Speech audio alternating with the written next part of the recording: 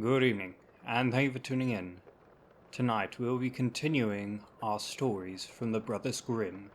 We'll be reading The Three Spinners. Our story begins. There was once a girl who was idle, and would not spin, and let her mother say what she would, she could not bring her to it. At last the mother was once so overcome with anger and impatience that she beat her, and on which the girl began to weep loudly. Now at this very moment the queen drove by, and when she heard the weeping, she stopped her carriage, went into the house, and asked the mother why she was beating her daughter, so that the cries could be heard out on the road. Then the woman was ashamed to reveal the laziness of her daughter, and said, "I cannot get her to leave off spinning. She insists on spinning for ever and ever, and I am poor and cannot procure the flax." Then answered the queen, "There is nothing that I like better to hear than spinning, and I am never happier than when the wheels are humming. Let me have your daughter with me in the palace. I have flax enough, and there she shall spin as much as she likes." The mother was heartily satisfied with this, and the queen took the girl with her.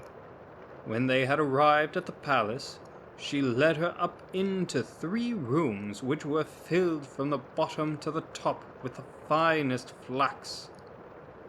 "Now spin me this flax," she said, "and then thou hast done it. Thou shalt have my eldest son for a husband, even if thou art poor. I care not for that. Thy indefatigable industry is dowry enough." The girl was secretly terrified, for she could not have spun the flax, no, not if she had lived till she was 300 years old, and had sat at it every day from morning till night. When therefore she was alone, she began to weep, and sat thus for 3 days without moving a finger. On the 3rd day came the queen, and when she saw that nothing had been spun yet, she was surprised, but the girl excused herself by saying that she had not been able to begin because of her great distress at leaving her mother's house.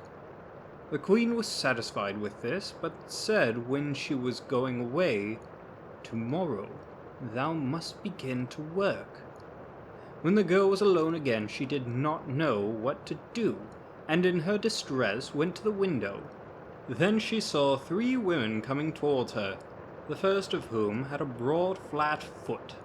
The second had such a great underlip that it hung down over her chin, and the third had a broad thumb. They remained standing before the window, looked up, and asked the girl what was amiss with her.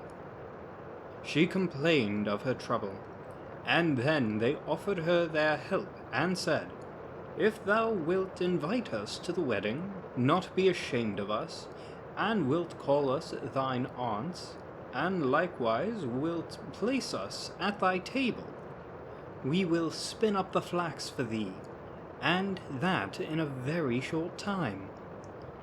"With all my heart," she replied. "Do but come in and begin the work at once." Then she let in the 3 strange women, and cleared a place in the first room, where they seated themselves and began their spinning. The one drew the thread and trod the wheel, the other wetted the thread, the third twisted it and struck the table with her finger, and as often as she struck it, a skein of thread fell to the ground that was spun in the finest manner possible. The girl concealed the 3 spinners from the queen, and showed her whenever she came the great quantity of spun thread, until the latter could not praise her enough.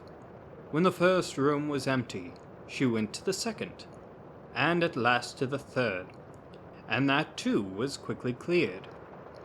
Then the 3 women took leave and said to the girl, "Do not forget what thou hast promised us. it will make thy fortune." When the maiden showed the queen the empty room and the great heap of yarn, she gave orders for the wedding, and the bridegroom rejoiced that he was to have such a clever and industrious wife, and praised her mightily. "I have 3 aunts," said the girl, "and as they have been very kind to me, I should not like to forget them in my good fortune. Allow me to invite them to the wedding, and let them sit with us at table." The queen and the bridegroom said, "Why should we not allow that?" Therefore, when the feast began, the 3 women entered in strange apparel, and the bride said, "Welcome, dear aunts." "Ah," said the bridegroom, "how comest thou by these odious friends?" Thereupon he went to the one with the broad, flat foot, and said, "How do you come by such a broad foot?" "By treading," she answered, "by treading." Then the bridegroom went to the second, and said, "How do you come by your falling lip?" "By licking," she answered, "by licking." Then he asked the third, "How do you come by your broad thumb?" "By twisting the thread," she answered, "by twisting the thread." On this the king's son was alarmed and said, "Neither now nor ever shall my beautiful bride touch a spinning wheel." And thus she got rid of the hateful flax spinning. And so our story comes to an end. Thank you very much for tuning in. Until next time, I wish you all the very best. And if you're truly out there, good luck.